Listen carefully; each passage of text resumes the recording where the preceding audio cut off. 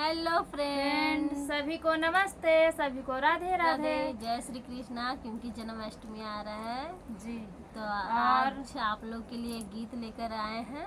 दारू पी के बले मुआ आँखियाँ लाल कैले बा। क्योंकि आजकल हर कोई दारू पी रहे हैं बहुत और बहुत हर ज़्यादा। महिला परेशान है। हाँ। इसलिए लड़का लोग से निवेदन है कि आप लोग दारू जल्द से जल्द छोड़ दें। ठीक और है, आप लोग ये सॉन्ग सुनिएगा तो दारू पक्का छोड़ दीजिएगा। ठीक है। पक्का।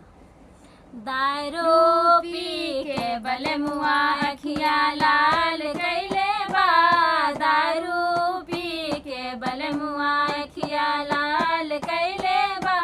अरे कहाँ माँ के बेलना है, कहाँ माँ के चकूला, कहाँ माँ के बेलना है, कहाँ माँ के चकूला। अरे कहाँ माँ के रोटिया कमाल कैले बा।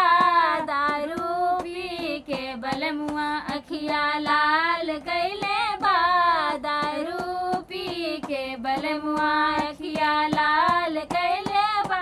अरे हमरे घर के बेलना है, हमरे घर के चकूला, हमरे घर के बेलना है, हमरे घर के चकूला। अरे हमारे ये रोटिया कमाल कैले बा।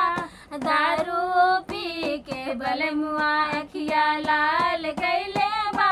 दारू पी के बलमुआ अखियाँ लाल कैले बा। आप लोग बताइएगा ये सॉन्ग कैसा लगा? बहुत है, जो कि सभी लोग का पति होता है कि आंख लाल करके ही आते हैं। इसलिए आप लोग जरूर